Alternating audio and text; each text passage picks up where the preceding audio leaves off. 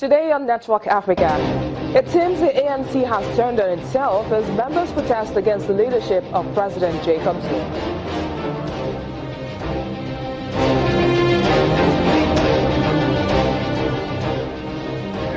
Then Zimbabwe court postpones hearing of case challenging a police ban on demonstrations over the next 2 weeks.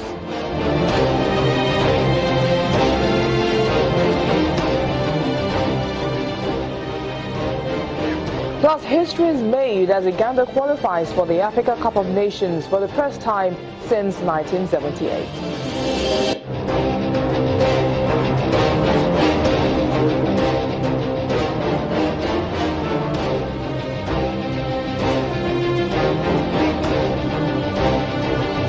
Hello everyone, I am Bisi Adebayo welcoming you to the show this rainy afternoon in Lagos, Nigeria. Let's begin now with a review of major stories on the continent this weekend. The Transitional Government of National Unity has accepted the deployment of the Regional Protection Force as part of the United Nations mission in South Sudan. The announcement was made in a joint communique issued at the end of a meeting between President Salva Kiir and the United Nations Security Council delegation. Cabinet Affairs Minister Martin Lemuro read out the communique to a press, saying acceptance of the Regional Protection Force is aimed at improving the security situation.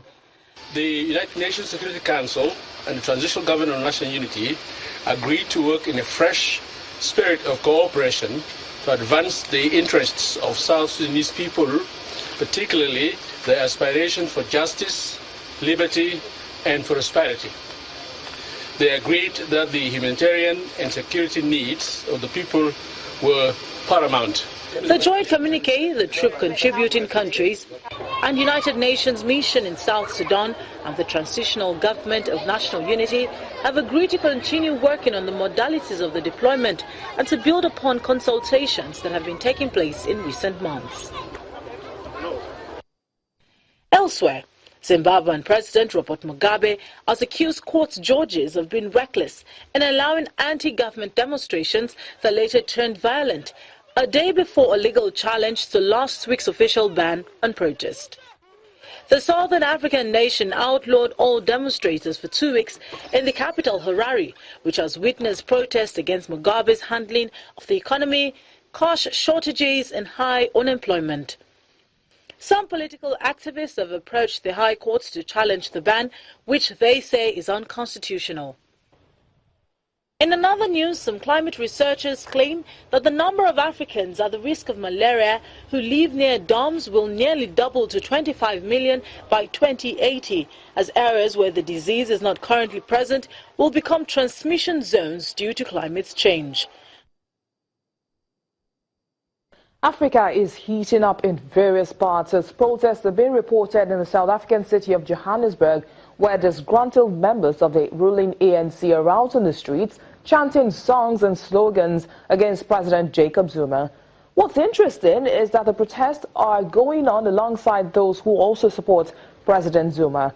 There's a hashtag trending on Twitter in relation to the protest called Occupy Luthuli House, referring, of course, to the ANC headquarters in Joburg. The battleground today was meant to be the ANC headquarters. This is yet another twist in the tale of the many troubles of the ANC, drawing even more attention to the party. On one side was a faction of past and current ANC Youth League members calling for the party's top leaders to quit, including President Jacob Zuma. Their tagline, hashtag Occupy Luthuli House. We want to build the ANC of Oliver Tambo, the ANC of Walter Sisulu, the ANC of Nelson Mandela. On another was an intimidating rest of the Youth League backed by the ex-military wing MK veterans. Their tagline, Don't try it. As the piece of sample out there. Don't try it. Apart from heavy security presence, the MK veterans made a defense ring around the building to prevent the aggrieved from going in. We are children of the ANC and we have every right to come here. There were a high level of threats to many of our comrades. Some they were even called, threatened that if they were to come here, they are going to deal with them. There were people who were attempting to occupy the Luthuli House. Now these members of the Youth League came out in the numbers to come and defend their own revolutionary house. Firstly, to ensure that leadership of the ANC and everybody inside the Hotel House is safe. They are the ones who have been coward for not facing the reality that is facing the ANC. In fact, instead of telling the president to resign because he remains the elephant in their house in terms of many of the problems that we have, they chose to take a shortcut and say they want an early conference. The hashtag Occupy Luchuli House soon changed to the presentation of a memorandum of concerns to the ANC Secretary General, Willem Mantashe. The pro-ANC leadership group wouldn't even hear of that. But after much shoving and negotiations, the Secretary General eventually received the memorandum amidst tight security. He called for calm. There should be no bloodshed. You have defended the organization. You have defended the Luchuli House. Don't give hooligans free airtime, comrade. I'm appealing to you. The hashtag Occupy Luchuli House group soon left, but the war songs were still far from over. Our South Africa Bureau Chief Betty Dibia joins us now for the latest development on this issue. Betty, glad you could join us. Thank you. The ANC has been a major source of support to President Jacob Zuma. Why are party members turning their backs on him now? Well, it didn't start now. With the scandal after scandal, we've had dissenting voices within the fold of the ANC. What happened today was actually the Youth League members, the younger people in the party, now speaking up. Some on one side, those saying, look, we need to take charge of our future, of the party that we've grown up to hear about and seen our parents die for. So it didn't start now. We've had dissenting voices from the veterans, those who are no longer members, or those who are members for life, but they feel that things are actually going wrong with the party. We've seen how the party has performed during the recent local government elections last month, and the support base has really dropped, giving what they're losing, the other parties are gaining. And you have quite a lot of young blood in the other parties, like the DA with Musi Maimane, he's just 35, and EFF, you have Julius Malema, who is about the same age as well.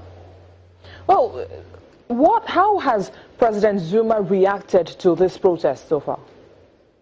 President Zuma is currently in China. He's been attending the G20 summit as well as the BRICS summit as well, a mini summit of the BRICS nations.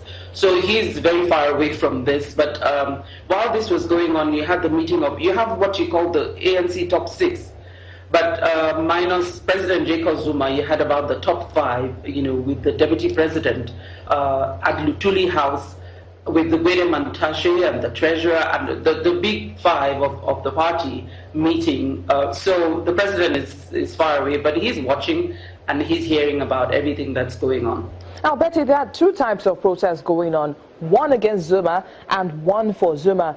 Is there any possibility of outsiders of the party being involved in this protest?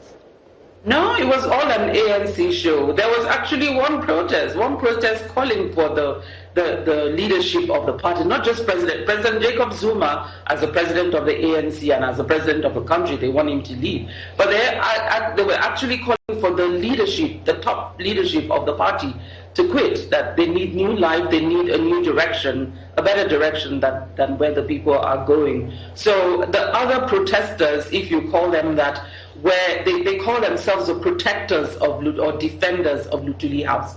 So they were singing their protest songs around and daring those who came to occupy to try to occupy. Of course, they surrounded the building, and there was quite a heavy presence of those who had their placards as well, just like the other group. But it was a much larger group in support of the party and asking them to go through the structure of the party to address all the issues that they're raising in the memorandum of demands or the memorandum of concerns that they handed over. Instead of, in the words of the ANC Youth League President Collins Maine, he said, instead of grandstanding, you should go through the structure of the party. All right, thank you very much, Betty, for your time on the program.